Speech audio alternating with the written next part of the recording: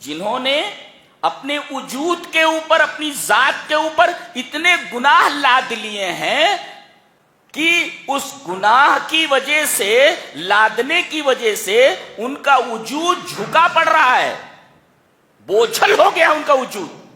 قنوت کہتے ہیں ایسی مایوسی کو جس مایوسی میں امید کے سارے چراغ بجھ چکے ہوں اور اس میں کوئی امید کی ہلکی سی کرن کہیں دکھائی نہ دیتی ہو، دیٹ از کالڈ قنوت۔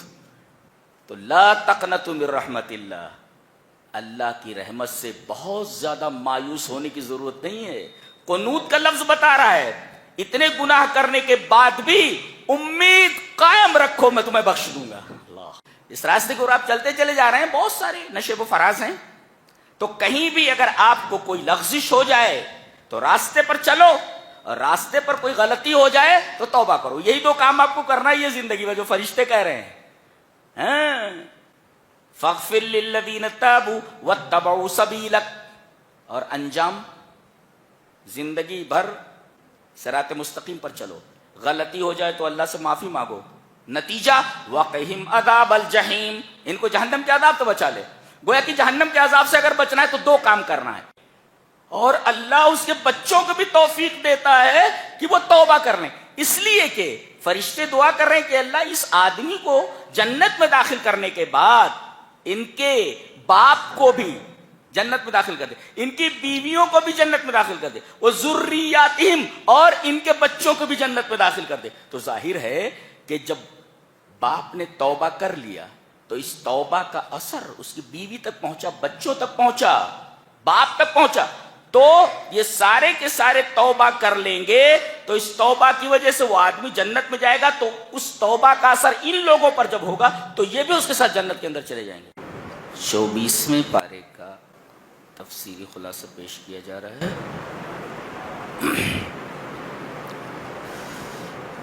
سورہ زمر چل رہی ہے۔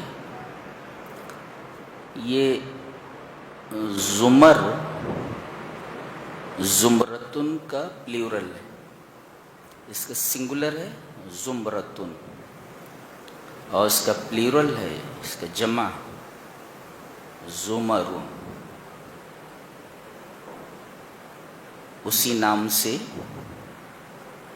یہ سورہ موسوم، اور زمرہ کا مطلب ہوتا ہے گروپ، جماعت۔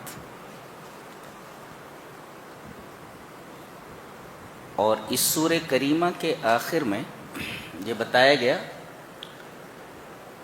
کہ جنتیوں کو بھی گروپ میں لایا جائے گا اور جہنمیوں کو بھی گروپ میں لایا جائے گا۔ جنت میں داخل ہوں گے تو گروپ میں، اور جہنم میں داخل ہوں گے تو گروپ میں۔ زمرتن کا مطلب ہوتا ہے گروپ، جماعت، حلقہ، جس کی جمع اور جس کا پلیورل زمر ہے، زمر جمع زمرتن۔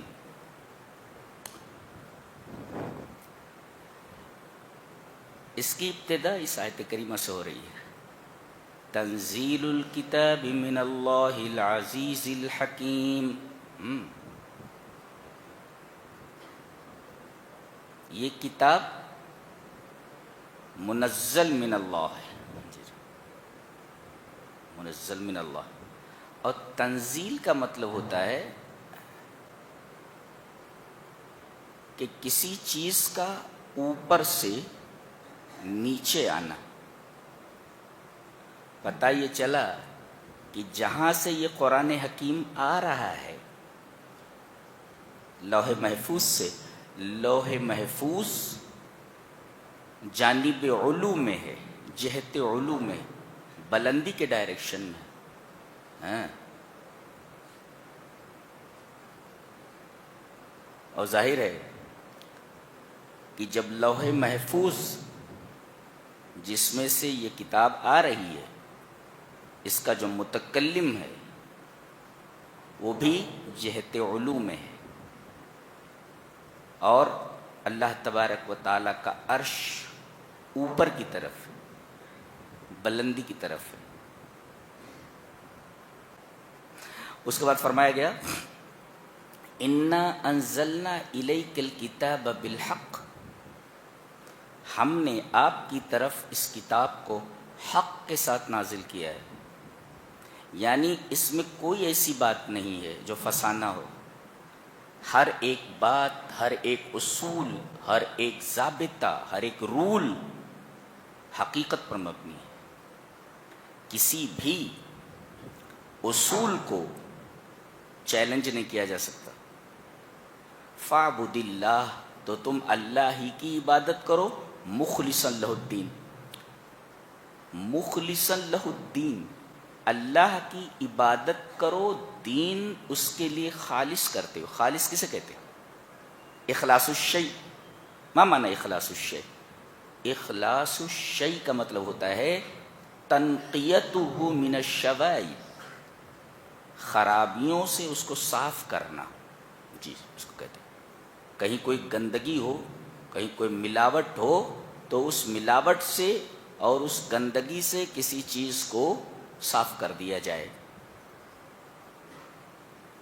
تو دین کو خالص کرنے کا مطلب کیا ہوا؟ دین کو خالص کرنے کا مطلب یہ ہے ان تنقی دینک من الشرک، کہ تم اپنے دین کو شرک سے پاک کرو۔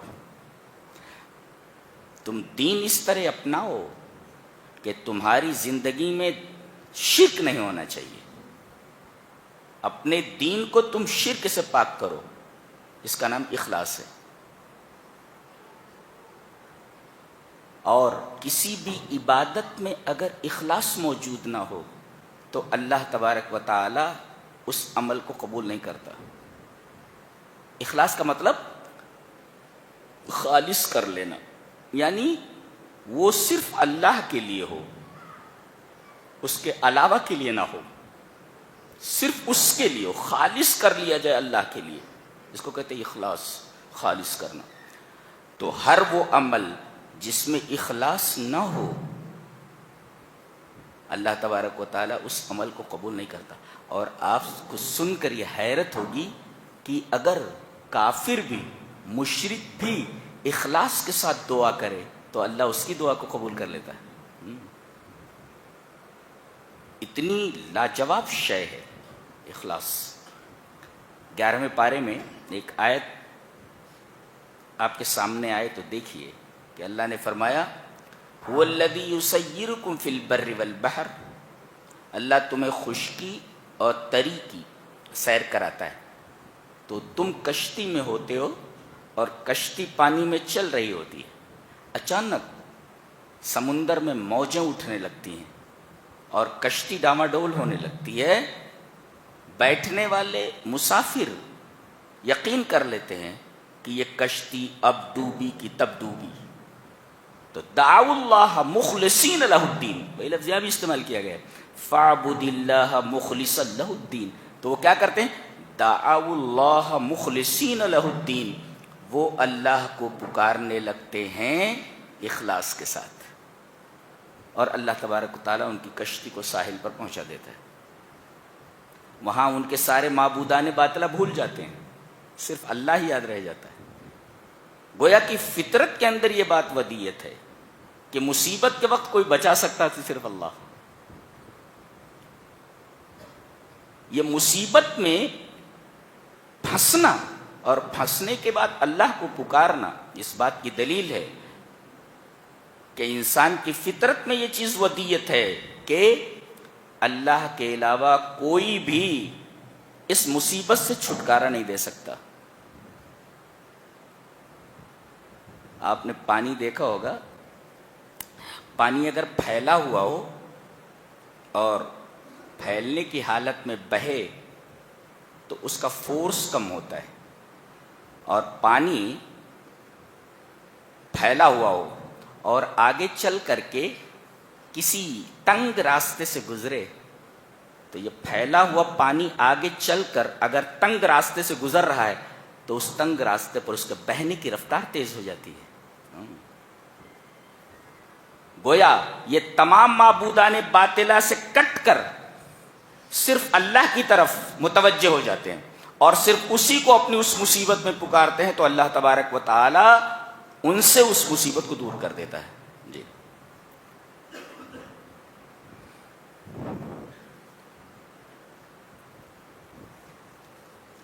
اس کے بعد فرمایا گیا کہ جانتے ہو کہ تم پیدا کیسے ہوئے ہو, کس طرح ہم نے تم کو پیدا کیا. یخلقکم فی بطون امہاتکم خلقا من بعد خلق فی ظلمات ثلاث.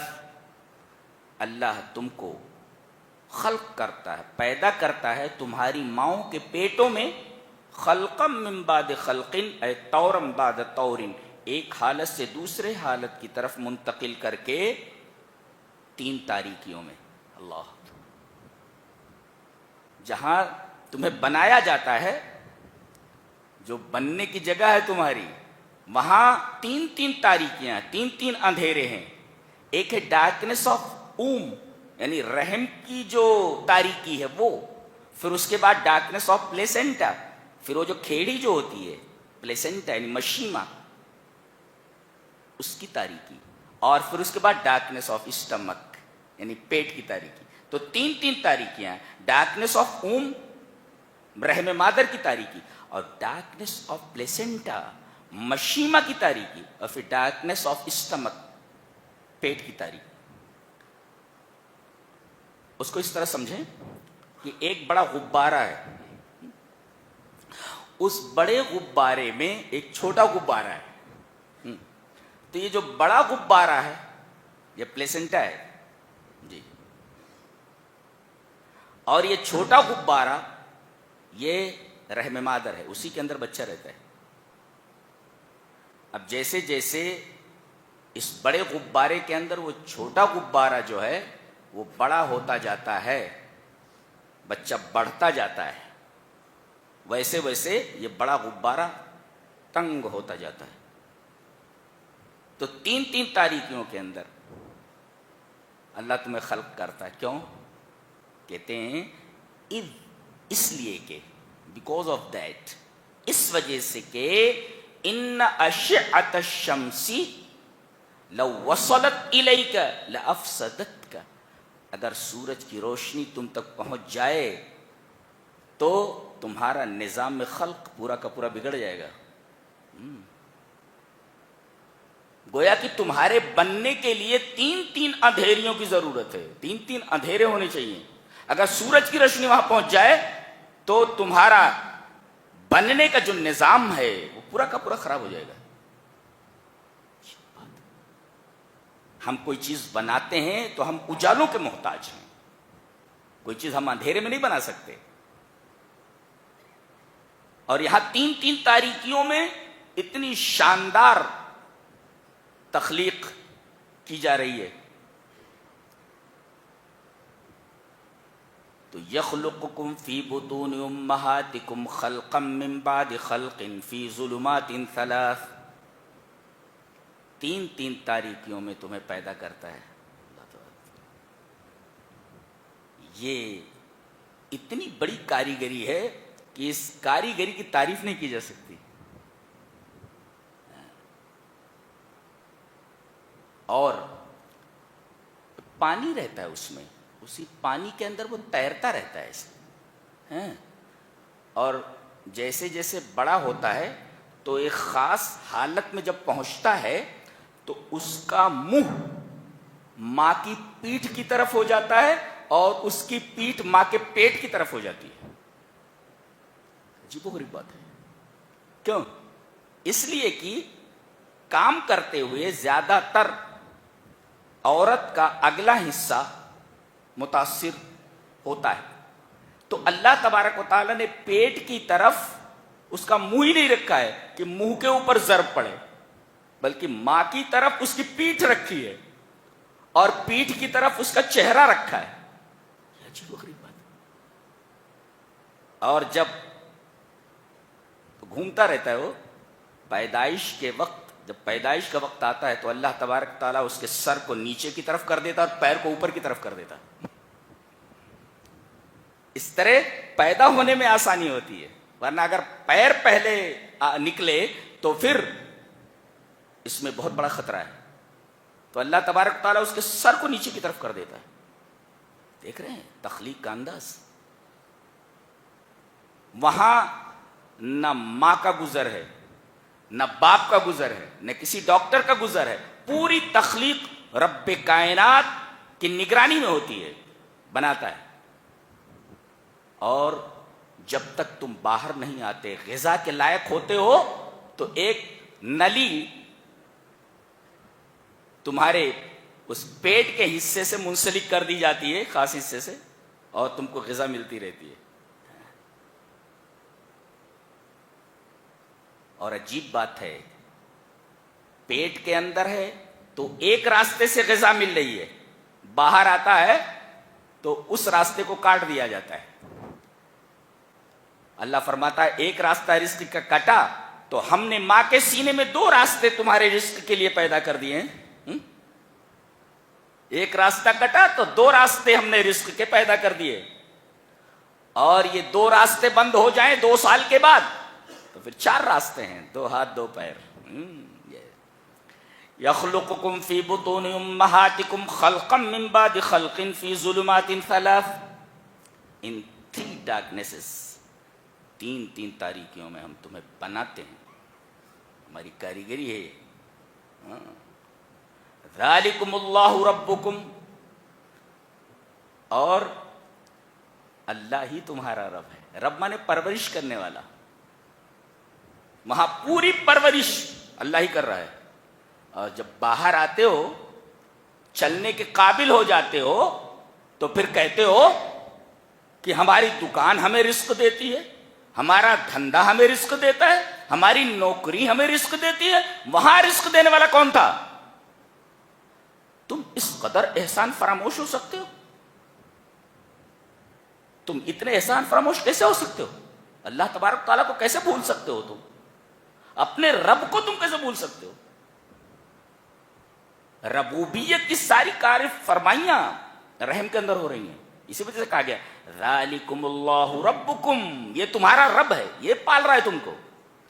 لہ الملک، اسی کی بادشاہت ہے. لا الہ الا ہو، اس کے علاوہ کوئی معبود نہیں.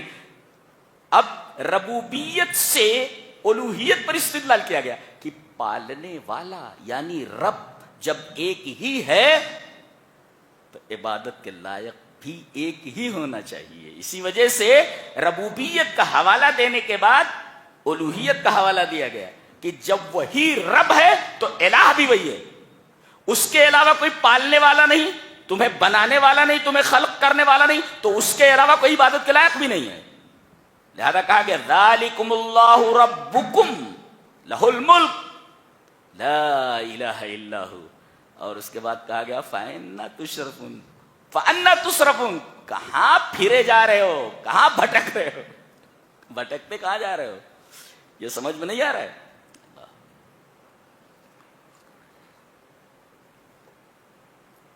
اسے توحید کہتے ہیں.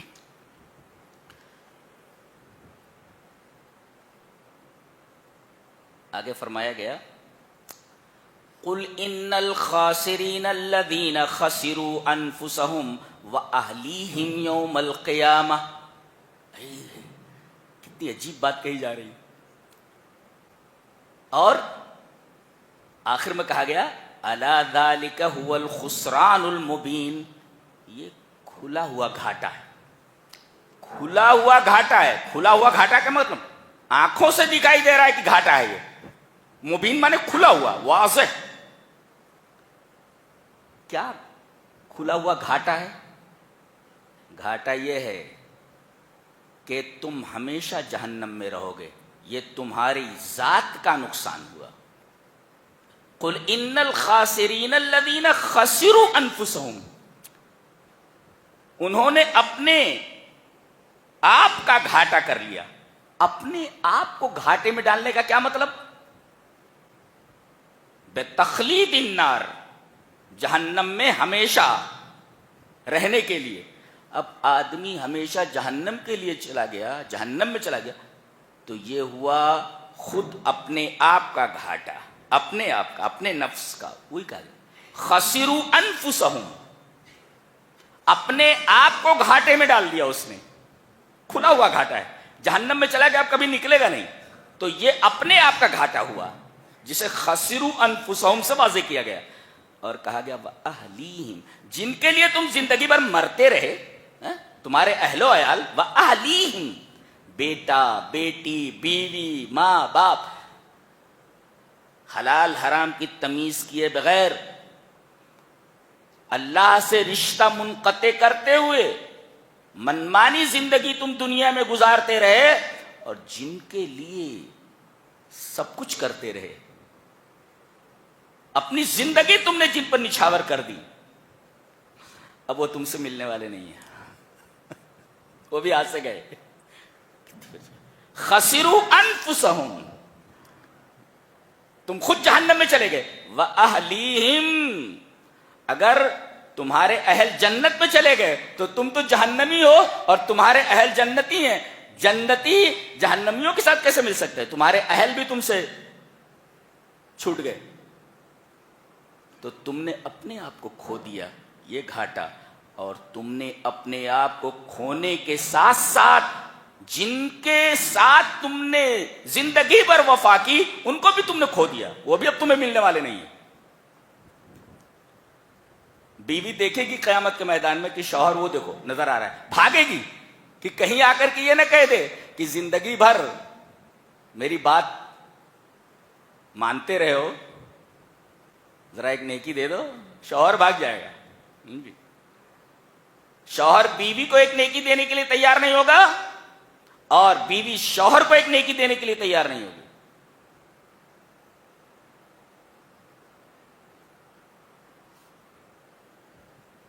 تو کن کے پیچھے اپنی زندگی ضائع کر رہے ہو اللہ کو بھول کر کے؟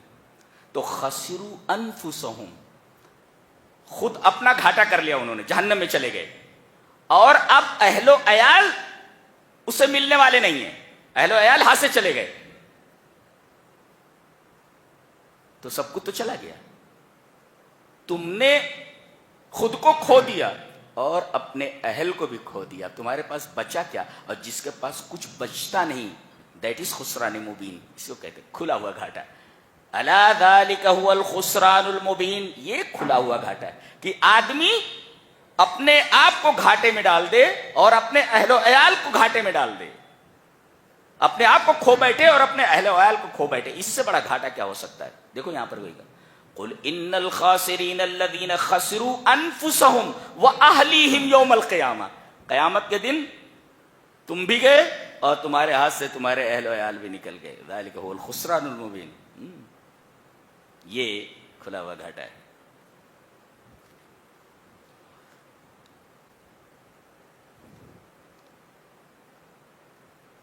آگے ایک بہت ہی حسین بات کہی جا رہی ہے،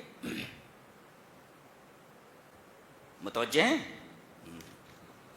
افمن شرح اللہ صدرہ للاسلام فہو علی نور من ربہ، اللہ اس کے سینے کو اسلام کے لیے کھول دیتا ہے تو وہ آدمی اپنے رب کے جانب سے، اپنے رب کی جانب سے نور پر ہے. کیا مطلب ہے اس کا؟ نبی کریم صلی اللہ علیہ وسلم نے ایک دفعہ ارشاد فرمایا کہ اللہ تبارک و تعالی جس کے سینے کو کھولتا ہے تو یقذفہ نور، تو اس کے دل میں ایک نور ڈال دیتا ہے. جی بھائی، کوئی چیز ہے تنگ ہے، تنگ ہے، اب اللہ تبارک و تعالیٰ اسلام کے لیے اس کے سینوں کو کھولنا چاہتا ہے، بند ہے اسے، اب کھولنا چاہتا ہے تو اس کے اندر نور ڈال دیتا ہے، روشنی ڈال دیتا ہے. اب روشنی ڈالنے کی وجہ سے اس کا سینہ کشادہ ہو جاتا ہے. جی، ینفسح، کشادہ، ینشرح وینفسح، اس کا سینہ کشادہ ہو جاتا ہے اس نور کے داخل ہونے کی وجہ سے، اور اس کا سینہ کشادہ ہو جاتا ہے. صحابہ کرام نے پوچھا کہ اے اللہ کے رسول، اس کی کوئی علامت ہے جس کے ذریعے یہ جان لیا جائے کہ اس کا سینہ کھل گیا ہے اور اللہ نے اس کے سینے میں نور داخل کر دیا ہے جس کی وجہ سے اس کا سینہ کھل گیا ہے، تو اس کی کوئی علامت ہے؟ علامت ہے کوئی جس سے پہچانا جائے کہ اس کا سینہ کھل گیا ہے اور اس کے سینے میں اللہ نے نور ڈال دیا ہے؟ کہا کہ 3 چیزیں ہیں، 3 چیزیں دیکھو تو سمجھ جاؤ کہ اللہ نے اس کا سینہ کھول دیا ہے نور داخل کرنے کی وجہ سے۔ کیا؟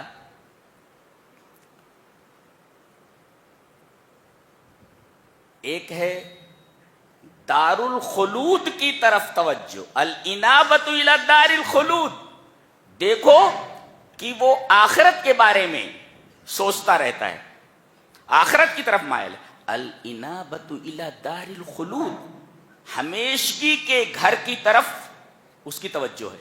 ہمیشگی کا گھر کون سا؟ یہ دنیا تو عارضی ہے، ہمیشگی کے گھر کی طرف اس کی توجہ۔ الانابۃ الی دار الخلود، ہمیشگی کے گھر کی طرف اس کی توجہ ہے۔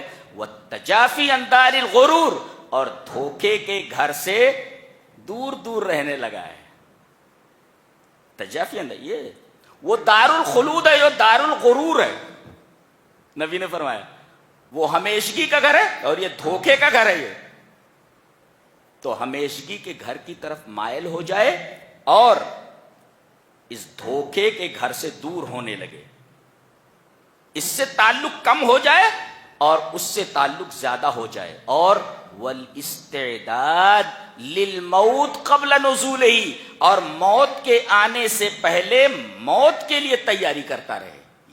یہ 3 چیزیں اگر دیکھو تو سمجھو کہ اللہ تعالیٰ نے اس کے سینے میں نور ڈال دیا ہے اور اس نور کی وجہ سے اس کا سینہ کھل گیا ہے، اس کی یہ پہچان ہے۔ الانابۃ الی دار الخلود والتجافی عن دار الغرور والاستعداد للموت قبل النزول۔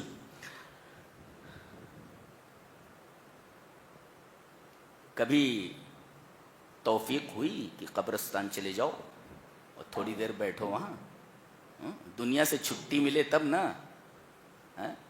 تم تو دار الغرور میں گھسے ہوئے ہو۔ کبھی توفیق ہوتی ہے کہ قبرستان میں جا کر تھوڑی دیر بیٹھو کہ یہیں ایک دن آنا ہے اور یہیں سے ہمیشگی کا سفر شروع ہونے والا ہے؟ یہ عارضی زندگی کی شام ہوئی اور اب یہیں سے ابدی زندگی کی ابتدا ہونے والی ہے۔ کبھی گئے وہاں دیکھنے کے لیے؟ بیٹھتے ہو کبھی؟ جاؤ تھوڑی دیر بیٹھو، رو وہاں کہ یہیں زمین انتظار کر رہی ہے ہماری، کہیں ہماری جگہ ہے وہیں۔ اور موت کا کیا ہے؟ وہ تو نہ بچے کو دیکھتی ہے، نہ بوڑھے کو دیکھتی ہے، نہ نوجوان کو دیکھتی ہے، کسی کو دیکھتی نہیں۔ جس کا پروانہ وہاں سے نکل گیا فوراً روح نکال لیتا ہے ملک الموت۔ تمہاری جگہ تو وہ ہے۔ تو افمن شرح اللہ صدرہ للاسلام فہو علی نور من ربی، جس کا سینہ اللہ کھولنا چاہتا ہے اس کے دل میں نور ڈال دیتا ہے۔ علامت کیا ہے؟ الانابۃ الی دار الخلود والتجافی عن دار الغرور واستعداد للموت قبل النزول۔ جی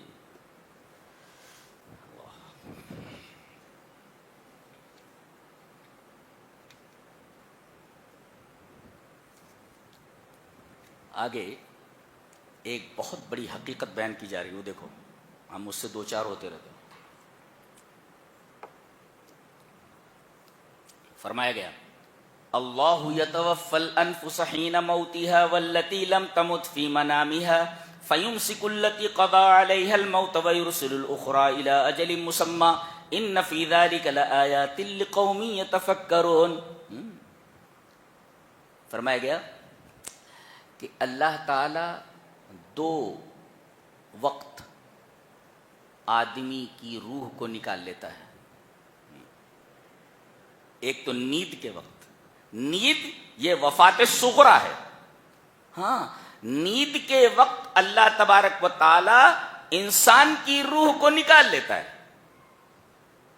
اور ابھی چونکہ ایک متعینہ مدت تک دنیا میں اسے رہنا ہے، لہذا نکالنے کے بعد اس کو واپس کر دیتا ہے۔ جی، یہ ہے قبض، نکالنا، توفی، اور ایک ہے ارسال، چھوڑ دینا۔ یہ نکالا اور نکالنے کے بعد چھوڑ دیا۔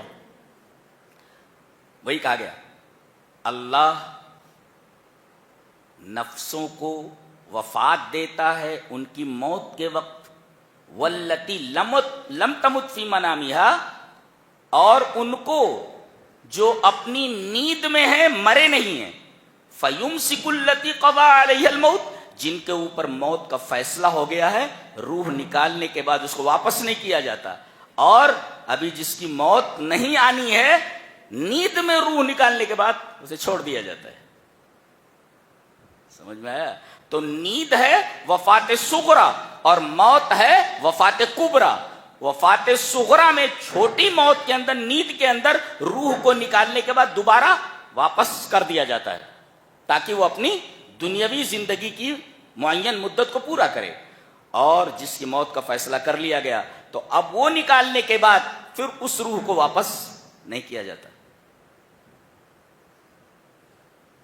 یہ حقیقت بیان کی۔ سوال یہ ہے کہ روح جب نکلتی ہے نیند میں تو آدمی مر کیوں نہیں جاتا؟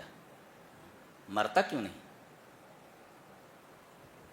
ہوش و حواس تو رہتا نہیں، اتنا تو ہے کہ لا یدرک ولا یعقل، وہ ادراک نہیں کر سکتا کسی چیز کا اور نہ کوئی چیز سمجھ سکتا ہے، اس کے بعد شعور نہیں رہتا، بالکل لاش کی طرح پڑا رہتا ہے، لاش کی طرح پڑا ہے۔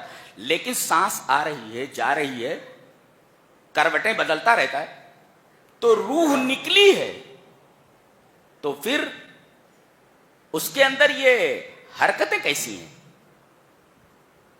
اس کا علماء نے جواب دیا ہے کہ روح نکلنے کے بعد ایک خاص رابطہ بدن کے ساتھ رکھتی ہے۔ جیسے موبائل کا جو ٹاور ہوتا ہے نا، وہ آپ کے سم سے رابطہ رکھتا ہے، برابر سم سے رابطہ رکھتا ہے۔ سم نکال دیا جائے رابطہ کٹ جاتا ہے، ختم ہو جاتا ہے، سم سے رابطہ رہتا ہے باقاعدہ، ٹاور سے۔ جی ایسے ہی اب وہ رابطہ دکھائی دیتا ہے؟ نہیں دکھائی دیتا۔ ایسے ہی روح نکالنے کے بعد روح کا رابطہ برقرار رہتا ہے جسم کے ساتھ، جیسے سورج کی روشنی کا رابطہ زمین سے ہوتا ہے۔ سورج کہاں ہے؟ اس کی روشنی کا رابطہ زمین کے ساتھ ہوتا ہے۔ ایسے نیند میں روح کے نکلنے کے بعد روح بدن سے اپنا رابطہ رکھتی ہے۔ کیسے رکھتی ہے؟ سر من اسرار اللہ، یہ ایک مسٹری ہے، ایک راز ہے اللہ کے رازوں میں سے۔ یہ رابطہ کس طریقے کا ہے ہم نہیں جان سکتے، اللہ ہی کو معلوم ہے کہ نیند میں روح نکلنے کے بعد رابطہ کیسے بدن کے ساتھ رکھتی ہے۔ یہ ایک سر ہے، ایک مسٹری ہے، ایک راز ہے، لا یعلمہ الا اللہ، اللہ کے علاوہ اسے کوئی نہیں جانتا۔ اور اس کے بعد جس کے بارے میں موت کا فیصلہ ہو چکا ہے وہیں اس کو روک لیا جاتا ہے، واپس نہیں کیا جاتا۔ آدمی گیا۔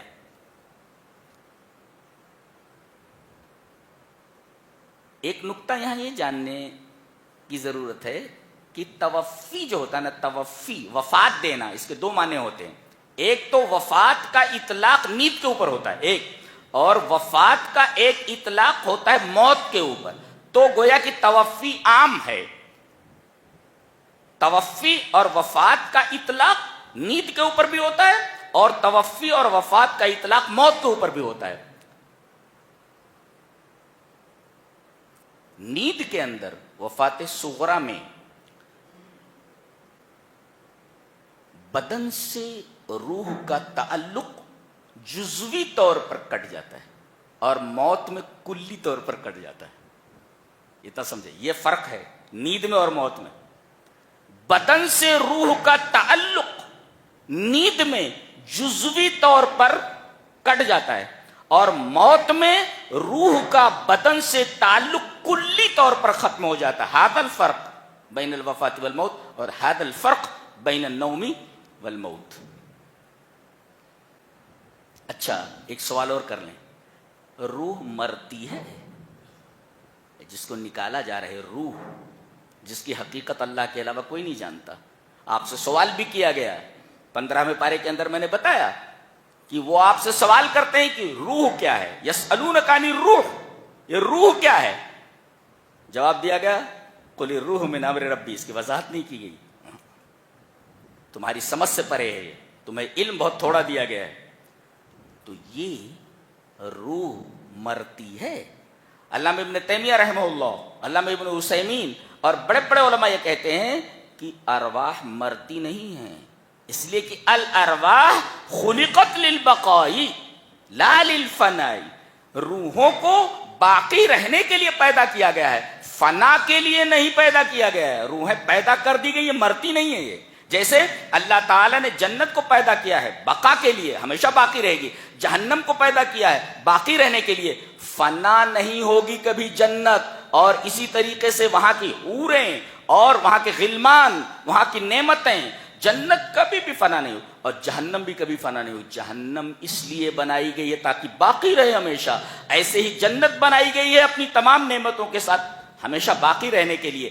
ایسے ہی ارواح کو اللہ تبارک و تعالی نے پیدا کیا ہے باقی رہنے کے لیے. الارواح خلقت للبقاء لا للفنا. فنا نہیں ہوتی وہ. یہ سب راز ہے، یہ راز ہے سب. قرآن حکیم نے جتنا بتا دیا بس وہیں پر رک جاؤ. تو اللہ یتوفی الانفس حین موتها واللتی لم تمت فی منامها فیمسک التی قضى علیها الموت ویرسل الاخرى الى اجل مسمى ان فی ذلک لآیات لقوم یتفکرون. اس میں بڑی بڑی نشانیاں ہیں ان لوگوں کے لیے جو ہماری نشانیوں پر غور کرتے ہیں. آگے علامہ ابن تیمیہ ہوں یا کوئی بھی بڑا عالم ہو، ہر ایک یہ کہتا ہے، اور خاص طور سے حضرت عبداللہ ابن مسعود رضی اللہ تعالیٰ عنہ ایک صحابی ہیں، وہ کہتے ہیں پورے قرآن میں سب سے امید افزا، امید دلانے والی آیت یہی ہے جو اب آ رہی ہے. جو پہلے پڑھتے ہیں پھر اس تشریح کرتے ہیں. سب سے ارجا آیت قُلْ يَا عِبَادِيَ الَّذِينَ أَسْرَفُوا عَلَىٰ أَنفُسِهِمْ لَا تَقْنَطُوا مِن رَّحْمَةِ اللَّهِ إِنَّ اللَّهَ يَغْفِرُ الذُّنُوبَ جَمِيعًا إِنَّهُ هُوَ الْغَفُورُ الرَّحِيمُ.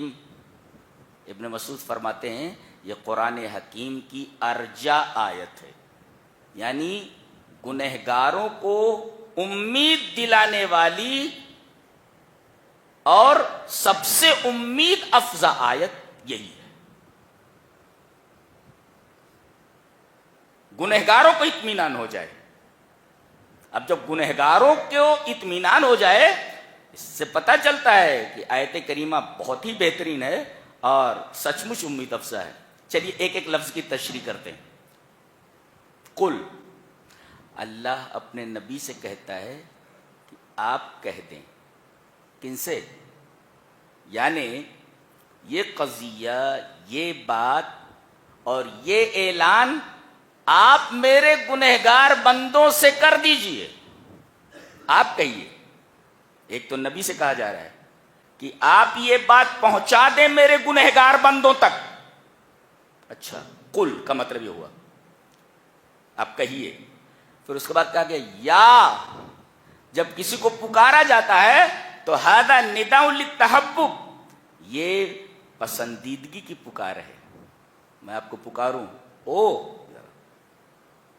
او بھائی، ایسا پکاروں. تو یا جو ہے نداء للتحبب، یہ محبوبیت کی پکار ہے کہ آپ کو پکارا جا رہا ہے، پکارنے والے کی نگاہ میں آپ اچھے ہیں، پسندیدہ ہیں، تبھی تو پکار رہا ہے. یا کا مطلب یہ وہ کہاں جا رہا ہے؟ کدھر جا رہے ہو؟ ادھر آؤ، میری طرف آؤ. اتنی عجیب و غریب بات ہے. رب تعالیٰ کسی کو پکارے کہ کدھر جا رہے ہو؟ ادھر آؤ. جس راستے پہ تم جا رہے ہو وہ راستہ صحیح نہیں ہے، ادھر آؤ میری طرف. رب اگر کسی کو پکارے آواز دے کر، آواز دے رہا ہو کدھر جا رہے ہو، کتنی حیرت انگیز بات ہے. پیار کرتا ہے، محبت کرتا ہے، تبھی تو پکار رہا ہے کہ اس طرف نہیں جانا ہے تمہیں، ادھر آؤ، ادھر آ جاؤ. یا اے، تو دو لفظوں کا معنی ہوا قل اور یا. اس کے بعد کہا گیا عبادی، میرے بندو. ایک ہے عباد اور ایک ہے عبید.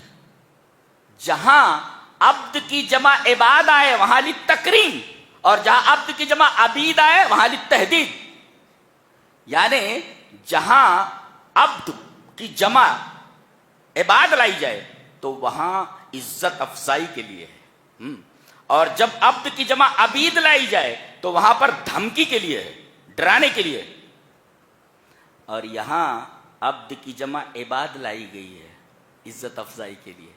اللہ اکبر، عباد کہہ کر کے یہ بتایا جا رہا ہے کہ ہم تمہاری عزت افزائی کرنا چاہتے ہیں، تمہاری تکریم کرنا چاہتے ہیں۔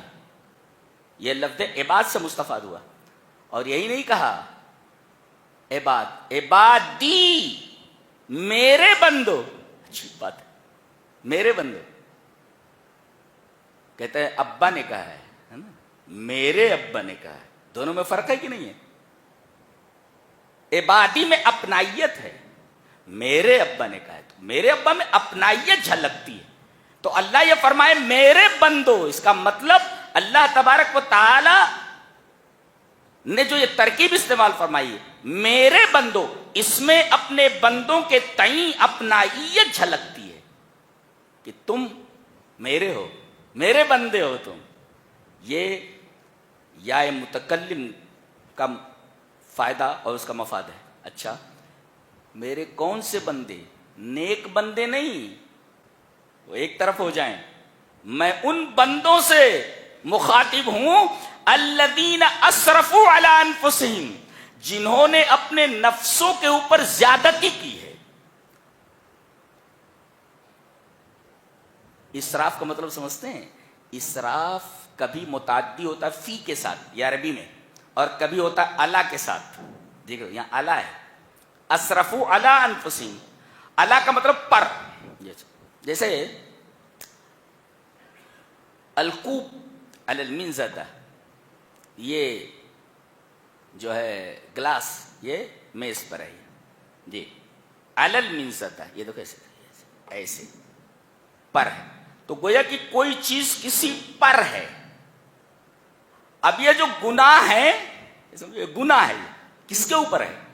اس بینچ کے اوپر ہے، ٹیبل کے اوپر ہے۔ تو اسرفوا علی انفسہم، اتنے گناہ تم نے کر لیے ہیں کہ تمہارا پورا وجود بوجھل ہو چکا ہے، تمہاری کمر ٹیڑھی ہو گئی اس بوجھ کی وجہ سے، اتنا گناہوں کا بوجھ تمہارے اوپر لدا ہوا ہے۔ یہ اللہ کا مفاد ہے، یہ اسرفوا علی انفسہم، اوپر سے تمہارے گناہ اس قدر لدے ہوئے ہیں تمہاری ذات پر کہ تم ٹیڑھے ہو چکے ہو، اتنا گناہ تم نے کر لیا ہے۔ اللہ اکبر، اے میرے وہ بندو جنہوں نے کراسڈ آل دا لمٹس، گناہوں کی تمام لمٹ کراس کر دی ہیں، میں ان بندوں سے مخاطب ہوں۔ اسرفوا علی انفسہم، جنہوں نے اپنے وجود کے اوپر، اپنی ذات کے اوپر اتنے گناہ لاد لیے ہیں کہ اس گناہ کی وجہ سے، لادنے کی وجہ سے ان کا وجود جھکا پڑ رہا ہے، بوجھل ہو گیا ان کا وجود۔ میں اپنے ان بندوں سے مخاطب ہوں، کیا؟ لا تقنطوا من رحمت اللہ، اللہ کی رحمت سے مایوس مت ہو۔ یہاں ہم ٹھہریں گے۔ اللہ اپنے گنہگار بندوں کو مخاطب کر کے کہہ رہا ہے کہ میرے گنہگار بندو، لا تقنطوا من رحمت اللہ۔ قنوت کسے کہتے ہیں؟ قنوت، قاف نون واو توئے، قنوت، قنوت کہتے ہیں، ابن عثیمین کہتے ہیں اشد الیاس، انتہائی مایوسی کو قنوت کہتے ہیں۔ یاس میں کیا ہوتا ہے؟ امید کی کوئی کرن ہوتی ہے، لیکن قنوت میں ساری امیدوں کے چراغ بجھ جاتے ہیں۔ یاس کے اندر ایسی مایوسی جس میں امید کی کوئی ہلکی سی کرن موجود ہو، مگر قنوت کہتے ہیں ایسی مایوسی کو جس مایوسی میں امید کے سارے چراغ بجھ چکے ہوں اور اس میں کوئی امید کی ہلکی سی کرن کہیں دکھائی نہ دیتی ہو، دیٹ از کالڈ قنوت۔ تو لا تقنطوا من رحمت اللہ، اللہ کی رحمت سے بہت زیادہ مایوس ہونے کی ضرورت نہیں ہے. قنوت کا لفظ بتا رہا ہے اتنے گناہ کرنے کے بعد بھی امید قائم رکھو میں تمہیں بخش دوں گا. اللہ لا تقنطوا من رحمت اللہ. امید مت توڑنا. ہاں کتنے بھی گناہ کر لیے ہیں تم نے, مجھ سے امید رکھو میں تمہیں معاف کر دوں گا. اس میں ایک نکتہ اور بھی ہے, نہ مایوس ہو, لا یقنط ولا یقنط احدا. تو لا یقنط ولا یقنط, نہ خود مایوس ہو اللہ کی رحمت سے, نہ اللہ کے کسی بندے کو اس کی رحمت سے مایوس کرے. نہ مایوس ہو نہ کسی کو مایوس کرے. لا یقنط ولا یقنط, دونوں. خود مایوس مت ہو اور کسی بندے کو مایوس مت کرے کہ ارے تو اتنا بڑا گنہگار, اللہ تجھے نہیں بخشے گا. مایوس بھی ہونے کی ضرورت نہیں ہے اور کسی کو مایوس کرنے کی ضرورت ہے. اب مایوسی کا جو اپوزٹ ہے وہ کیا ہے؟ امید ہے. لہذا تم امید رکھو اللہ کی رحمت سے اور دوسروں کو امید دلاؤ اللہ کی رحمت سے. یہ مفہوم مخالف نکلا نا, لا تقنطوا من رحمت اللہ. ایک نکتہ اور, پہلے یہاں کہا گیا میرے بندے, متکلم کا صیغہ استعمال کیا گیا.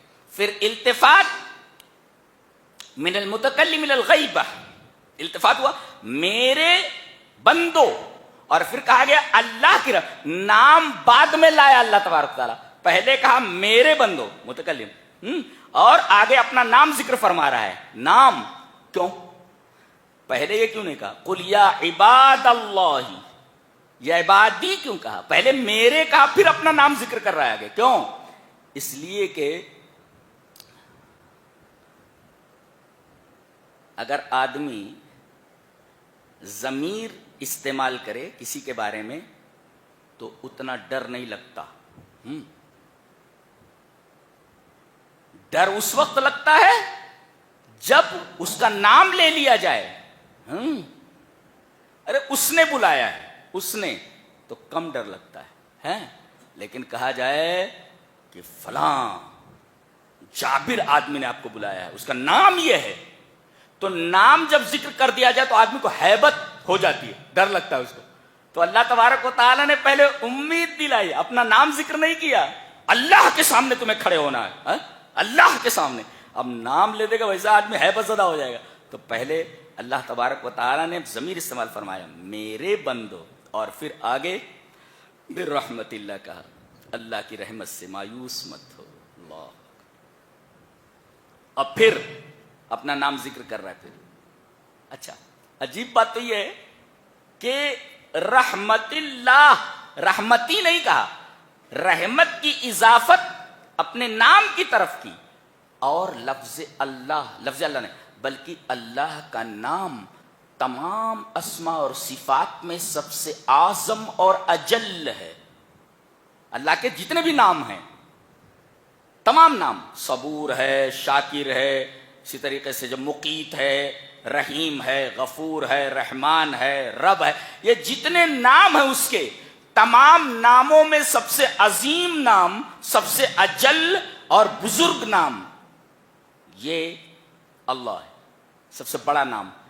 تو جب رحمت کی اضافت سب سے بڑے اسم کے ساتھ کی گئی, پتہ یہ چلا کہ اللہ کی سب سے بڑی رحمت گنہگاروں کی منتظر ہے. یہ مطلب سمجھ میں آ رہا ہے, یہ قرآن حکیم ہے. یہ سائنس وائنس کہیں لگتی نہیں اس کو جی, فزکس سے پوری سمجھ میں آتا ہے, فزکس سے یہ, قرآن کی فزکس سے یہ. من رحمت اللہ, اللہ کی رحمت, اللہ کا نام سب سے عظیم, اور جب رحمت کی اضافت اللہ کی طرف کی گئی تو پتہ یہ چلا کہ اللہ کا نام سب سے عظیم اور رحمت کی اضافت, تو اللہ کی سب سے عظیم رحمت, کہ اس سے بڑی رحمت کوئی نہیں ہو سکتی, وہ گنہگار بندوں کی منتظر ہے. کیا بات ہے. اور پھر اس کے بعد فرمایا ان اللہ, ان ویسے بھی شیورلی, یقیناً اس میں کسی بات کا کوئی شک نہیں ہے, ان اللہ یغفر الذنوب جمیعا، دیکھا بے شک اللہ بخش دے گا الذنوب، ذنب ہے اس کا سنگولر اور ذنوب ہے اس کا پلیورل، ذنب مانے ایک گناہ، ذنوب مانے بہت سارے گناہ. اچھا ذنب کہتے ہیں اس گناہ کو جو اللہ اس کے بندے کے درمیان ہو. اللہ یہ فرما رہا ہے میرے بندے میرے حقوق میں تو نے تقصیر کی ہے، کوتاہی کی ہے، تو میرے اور تیرے درمیان جو معاملہ ہے، میرے حق میں جو تو نے گناہ کیے ہیں، میں تمام گناہ معاف کر دوں گا. الذنوب صغیرہا و کبیرہا و خطیرہا و حقیرہا، چھوٹے گناہ معاف کر دوں گا، بڑے گناہ معاف کر دوں گا، خطرناک گناہ معاف کر دوں گا اور ہلکے گناہ معاف کر دوں گا. سب صغیرہا و کبیرہا و خطیرہا و حقیرہا، سارے گناہوں کو معاف کر دوں گا. الذنوب تمام گناہوں کو معاف کر دوں گا میں. اللہ کچھ گناہ بچ جائیں گے جنہیں اللہ معاف نہیں کرے گا. آگے کہا کہ جمیعاً، جمیعاً means all of them، جمیعہ مانے all، کچھ گناہ بچیں گے نہیں، جمیعاً تمام گناہوں کو معاف کر دے گا. اللہ کیوں؟ انہ هو الغفور الرحیم، اس لیے کہ وہی غفور الرحیم ہے. غفور ہے، بخشنے والا ہے. کیوں؟ اس لیے کہ رحم کرنے والا ہے. اور رحم کرنے والا کیوں ہے؟ اس لیے کہ بخشنے والا ہے. یہ انہ هو الغفور الرحیم، بخشتا ہے. کیوں؟ اس لیے کہ رحیم ہے. اور رحم کیوں کرتا ہے؟ اس لیے کہ غفور ہے. یہ ہے قرآن حکیم کا انداز بیان، اس قدر حسین انداز ہے. یہاں اللہ تبارک و تعالیٰ نے اپنے گنہگار بندوں کو یہ بتایا ہے کہ کتنے بھی گناہ کر لو، مہما عظمت ذنوبکم، تمہارے گناہ کتنے ہی بڑے کیوں نہ ہو جائیں، تمہیں اجازت نہیں ہے کہ تم اللہ تبارک و تعالیٰ کی رحمت سے مایوس ہو. اگر کوئی یہ کہے کہ میرے گناہ اتنے بڑے ہیں کہ اللہ مجھے معاف نہیں کرے گا، وہ اللہ تبارک و تعالیٰ کی رحمت عامہ کی توہین کرتا ہے کہ میرے گناہ اللہ کی رحمت سے بڑے ہیں. ایسا کوئی بول سکتا ہے؟ کوئی چیز اللہ کی رحمت سے بڑی ہو سکتی ہے؟ سوال پیدا نہیں ہوتا. یہ بہت ہی پیاری اور بڑی ہی حسین آیت تھی. ارجا آیت فی کتاب اللہ. اب اس پر آپ جتنا رونا چاہیں رو لیں، اور رب تعالیٰ سے جس قدر محبت کرنا چاہے آپ محبت کر سکتے. اگر وہ ہمارے گناہوں کے باوجود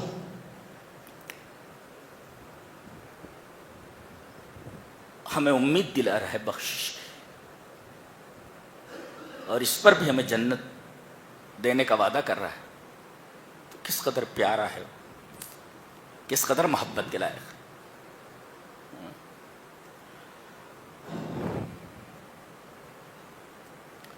اسی کو ناراض کیا ہوا ہے ہم، اور پوری دنیا کو ہم نے خوش کیا ہوا ہے. وہ مشہور واقعہ ہے کوئی کہ بادشاہ نے اپنی تمام لونڈیوں سے کہا کہ تمہیں یہاں آ کر جو مانگنا ہو مانگ لو. تمام لونڈیاں آ گئیں. ایک لونڈی نے کہا مجھے یہ چاہیے، دوسری لونڈی نے کہا مجھے یہ چاہیے، تیسری نے کہا کہ مجھے ہیرے جواہرات چاہیے. جس لونڈی نے جو مانگا سب ان کے مطالبے پوری کر کے انہیں رخصت کر دیا گیا. ایک بچ گئی تھی. کہا کہ تم نے کچھ مانگا نہیں، تمہیں کیا چاہیے؟ تو اس نے بادشاہ کے اوپر ہی ہاتھ رکھ دیا کہ مجھے آپ چاہیے، آپ چاہیے. اب جب بادشاہ مل گیا تو اسے کس چیز کی ضرورت ہے؟ تو تم نے تو پوری دنیا کو خوش کر رکھا ہے اور اللہ کو ناراض کر رکھا ہے. اللہ کے ہو جاؤ، پوری دنیا تمہاری ہو جاتی ہے، پوری دنیا تمہاری ہو جاتی ہے. آج پوری دنیا کے اندر مسلمان اسی وجہ سے پریشان ہیں کہ وہ ساری چیزوں سے محبت کرتے ہیں سوائے اللہ کے. ساری مصیبتوں کی جڑ یہی ہے، ہماری بربادی کی جڑ یہی ہے، ہماری ذلت اور ہماری پستی کی واحد وجہ یہی ہے، واحد سبب یہی ہے. سبحان اللہ و بحمدہ.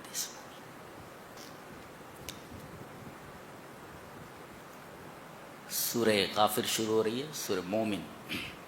حامیم. علماء لکھتے ہیں کہ جن حروف مقطعات سے سورہ شروع ہوتی ہے، تو حروف مقطعات جو شروع میں آتے ہیں، تو جتنے حروف مقطعات میں ہوتے ہیں وہی حروف اس سورہ کے اندر سب سے زیادہ ہوتے ہیں. جیسے حامیم تو ہے اور میم ہے. آپ گن لو جتنے بھی الفابیٹ ہیں، حروف ہجا جتنے ہیں عربی کے، گنو گے تو سب سے زیادہ اس سورہ کریمہ میں ہے اور میم ہی دکھیں گے. سب سے زیادہ یہی ہیں. اور پتہ نہیں کیا راز ہے اس میں، اللہ ہی کو معلوم.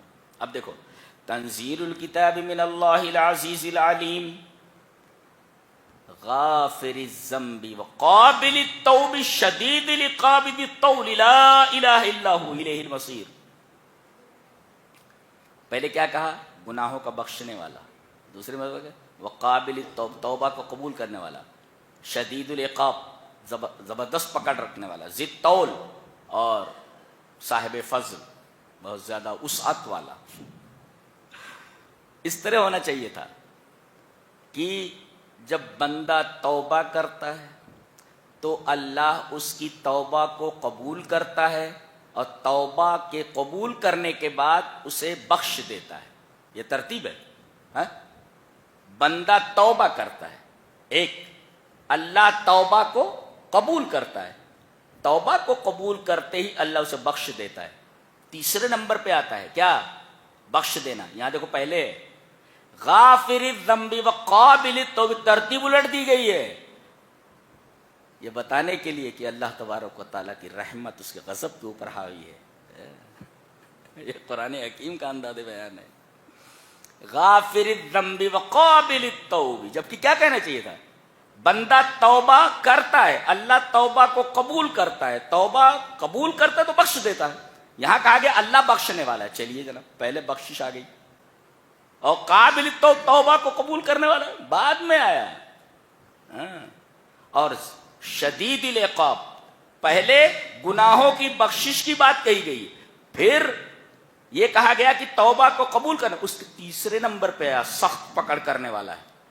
سخت پکڑنے کا معاملہ تیسرے نمبر پہ آیا ہے. اشارہ اس بات کی طرف ہے کہ اللہ تبارک و تعالیٰ کی رحمت اس کے غضب کے اوپر حاوی ہے.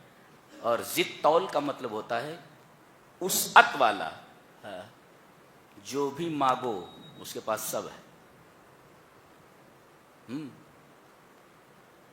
ذی الطول کا مطلب ذو السعہ، سعہ کا مطلب وسعت اس کے اندر اتنی ہے خزانے میں کہ جو بھی مانگو رتی برابر، پوری کائنات مانگو، کائنات دینے کے بعد بھی رتی برابر اس کے خزانے میں کمی نہیں ہوگی. یہ مطلب ہے ذی الطول کا، صاحب الفضل و صاحب السعہ. آگے ایک بات کہی گئی ہے میری پیاری کہ یہ جو فرشتے ہیں اللہ کے عرش کو اٹھائے ہوئے ہیں، یہ اللہ کی تسبیح اور اس کی تحمید کرتے ہیں، اس پر ایمان لاتے ہیں. اور کیا کرتے ہیں؟ اور کیا کرتے ہیں؟ وَيَسْتَغْفِرُونَ لِلَّذِينَ آمَنُوا، ایمان والوں کے لیے، توحید والوں کے لیے مغفرت کی دعا کرتے. کون؟ ارے وہ فرشتے جو اللہ کے عرش کو اٹھائے ہوئے. اب بتاؤ، اللہ کا جو عرش ہے اس کو اٹھائے ہوئے، یعنی عرش سب سے بڑی چیز ہے کائنات میں، سب سے بڑا آبجیکٹ وہی ہے عرش. جی، اس سے بڑی کوئی چیز نہیں. اس کو اٹھائے ہوئے یعنی گویا کہ وہ عرش کو اٹھائے ہوئے ہیں، اور اللہ عرش پر مستوی ہے. گویا کہ وہ عرش کے قریب ہیں، اٹھائے ہوئے ہیں اور اللہ کے قریب ہیں. اب یہ فرشتے جو اللہ کے قریب ہیں، جو عرش کو اٹھائے ہوئے، یہ دعا کرتے ہیں کن کے لیے؟ ایمان والوں کے لیے، توحید والوں کے لیے. وَيَسْتَغْفِرُونَ لِلَّذِينَ آمَنُوا. اللہ. اور کیا کہتے ہیں؟ رَبَّنَا وَسِعْتَ كُلَّ شَيْءٍ رَحْمَةً، اے ہمارے رب، تیری رحمت ہر چیز کو گھیرے ہوئے ہے. فَاغْفِرْ لِلَّذِينَ تَابُوا، تو جو اپنے گناہوں سے توبہ کر لے اللہ انہیں بخش دے. اللہ کیا بات ہے. تو ایک ہے گناہ ہو جائے تو توبہ کرو. یہ فرشتے دعا کر رہے ہیں جو بھی تیرا مومن بندہ گناہ کرنے کے بعد گناہ سے تائب ہو جائے، میرے رب تو ایسے توحید والے کو بخش دے، اس کے گناہ کو معاف کر دے. اور جو تیرے راستے پر چلے، اللہ کا راستہ کون سا ہے؟ جو رسول کو دیا گیا ہے، صراط مستقیم. تو گویا کہ دو چیزیں کرنی ہیں، ایک تو زندگی پر صراط مستقیم پر چلنا ہے، اور دوسرے گناہ ہو جائے، چلتے چلتے راستے میں لغزش ہو سکتی ہے، نشیب و فراز ہیں. There are many ups and downs in this route. اس راستے کو آپ چلتے چلے جا رہے ہیں، بہت سارے نشیب و فراز ہیں. تو کہیں بھی اگر آپ کو کوئی لغزش ہو جائے تو راستے پر چلو، اور راستے پر کوئی غلطی ہو جائے تو توبہ کرو. یہی دو کام آپ کو کرنا ہے یہ زندگی میں، جو فرشتے کہہ رہے ہیں. فاغفر للذین تابوا واتبعوا سبیلک. اور انجام، زندگی بھر صراط مستقیم پر چلو، غلطی ہو جائے تو اللہ سے معافی مانگو. نتیجہ وقہم عذاب الجحیم، ان کو جہنم کے عذاب تو بچا لے. گویا کہ جہنم کے عذاب سے اگر بچنا ہے تو دو کام کرنا ہے، صراط مستقیم پر زندگی بھر چلنا ہے، اور دوسرے کہیں لغزش ہو جائے تو اللہ سے مغفرت طلب کرنا ہے. اور کیا کہتے ہیں؟ ربنا وادخلهم جنات عدن التي وعدتهم ومن صلح من آبائهم وازواجهم وذرياتهم انك انت العزيز الحكيم. ایک مفسر لکھتا ہے کہ اگر باپ توبہ کر لے تو توبہ کا اثر اسی تک محدود نہیں رہتا، بلکہ اللہ اس کی بیوی کو بھی توفیق دیتا ہے کہ وہ بھی توبہ کر لے، اور اللہ اس کے بچوں کو بھی توفیق دیتا ہے کہ وہ توبہ کر لیں. اس لیے کہ فرشتے دعا کر رہے ہیں کہ اللہ اس آدمی کو جنت میں داخل کرنے کے بعد ان کے باپ کو بھی جنت میں داخل کر دے، ان کی بیویوں کو بھی جنت میں داخل کر دے، وہ ذریاتہم، اور ان کے بچوں کو بھی جنت میں داخل کر دے. تو ظاہر ہے کہ جب باپ نے توبہ کر لیا تو اس توبہ کا اثر اس کی بیوی تک پہنچا، بچوں تک پہنچا، باپ تک پہنچا. تو یہ سارے کے سارے توبہ کر لیں گے تو اس توبہ کی وجہ سے وہ آدمی جنت میں جائے گا. تو اس توبہ کا اثر ان لوگوں پر جب ہوگا تو یہ بھی اس کے ساتھ جنت کے اندر چلے جائیں گے. یہ مطلب ہوا. قرآن حکیم کو اس گہرائی کے ساتھ پڑھا جاتا ہے، ترجمے سے زیادہ سمجھ میں نہیں آتا ہے. یہ بڑی گہری کتاب ہے، بڑی دقیق کتاب ہے، بڑی دقیق. اس کا ایک ایک لفظ انتہائی دقیق ہے، انتہائی گہرا ہے. کائنات میں ایسی کوئی کتاب موجود نہیں ہے. ایک لفظ ہٹا کر دوسرا لفظ وہاں رکھ دو، معنی ہی نہیں بنے گا. ساری سائنس اس کے لفظ کے سامنے ہیچ ہے، لفظوں کے سامنے ہیچ ہے. معنی تو چھوڑو آپ، معنی تو ایسے بیان کرتا ہے کہ سائنس جہاں رک جاتی ہے وہاں سے آگے بڑھ کر کے بولتا ہے، آگے بڑھ کر کے بولتا ہے. دنیا کا کوئی پلین ایسا نہیں ہے جو کریش سے محفوظ ہو، کبھی بھی کریش ہو سکتا ہے. اللہ نے فرمایا میں نے اپنے ایک نبی سلیمان کو ایک پلین عطا کیا تھا، جی، ہوا کو اس کے لیے مسخر کر دیا تھا. ہوا کسی جہاز کے لیے مسخر نہیں ہوتی، جی جی جی، کبھی بھی نہیں. ہوا خود نگہبان ہو جس کی، بھلا اسے کوئی ایکسیڈنٹ ہو سکتا ہے یا کوئی کریش ہو سکتا ہے. تو قرآن، سائنس جہاں رکتی ہے قرآن حکیم وہاں سے آگے کی بات کرتا ہے. یہ قرآن حکیم، معنی تو چھوڑو، لفظوں کی بات تو میں کر رہا ہوں.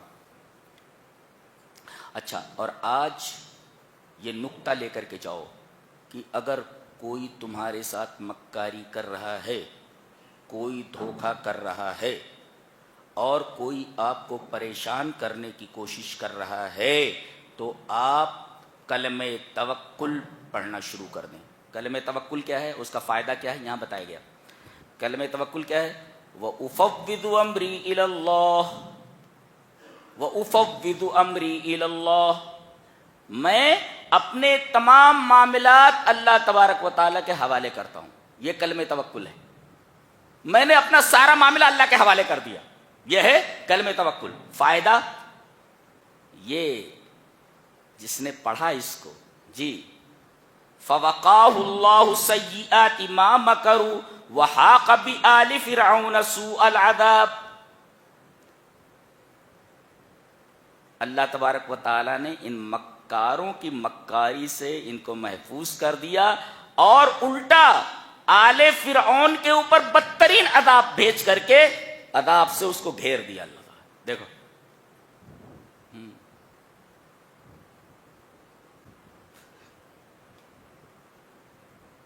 یہ کون آدمی ہے؟ فرعون کے خاندان ہی کا ایک آدمی تھا جو موسیٰ پر ایمان لے آیا تھا، لیکن مصلحت کی وجہ سے اپنے ایمان کو چھپا رہا تھا، جی، جس کے بارے میں اللہ تبارک تعالیٰ نے یہاں ارشاد فرمایا وَقَالَ رَجُلٌ مُؤْمِنٌ مِّنْ آلِ فِرْعَوْنَ، فرعون ہی کے خاندان کا وہ آدمی تھا اور اپنے ایمان کو وہ چھپا رہا تھا۔ جب موسیٰ علیہ السلام کے قتل کرنے کی بات آئی تو کھل کر سامنے آ گیا، اس نے اپنے ایمان کو ظاہر کر دیا۔ یہ سب موسیٰ کو قتل کرنے کے در پہ ہیں۔ وَأُفَوِّضُ أَمْرِي إِلَى اللَّهِ، میں اپنے تمام معاملات اللہ کے حوالے کرتا ہوں۔ تو اس کلمہ توکل کو پڑھنے کی وجہ سے اللہ تبارک و تعالی نے یہ فرعون کے جو مکار لوگ تھے ان کی مکاری سے ان کو محفوظ کر دیا۔ تو جب بھی کچھ ایسا لگے کہ کوئی آپ کو تکلیف پہنچا رہا ہے، مکاری کر رہا ہے، تو اس سے بچنے کے لیے یہ کلمہ توکل پڑھیں۔ کیا؟ وَأُفَوِّضُ أَمْرِي إِلَى اللَّهِ وَاللَّهُ بَصِيرٌ بِالْعِبَادِ، یا وَأُفَوِّضُ أَمْرِي إِلَى اللَّهِ۔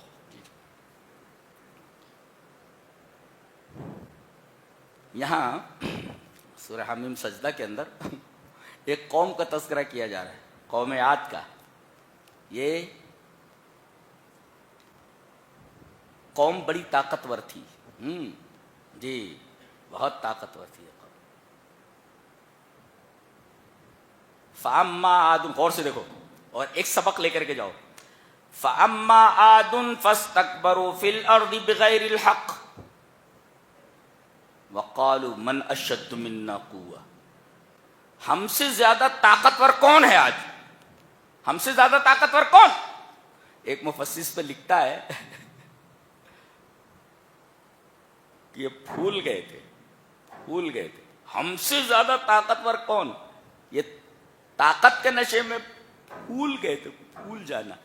اور فرمایا گیا من انتفخ طار، جو پھول جاتا ہے وہ اڑ جاتا ہے۔ بہت اچھا تفسیر ہے کسی مفسر کا، انہوں نے کہا ہم سے زیادہ طاقتور کون؟ پھول گئے۔ مفسر نے کہا من انتفخ طار، جو پھول جاتا ہے وہ اڑ جاتا ہے۔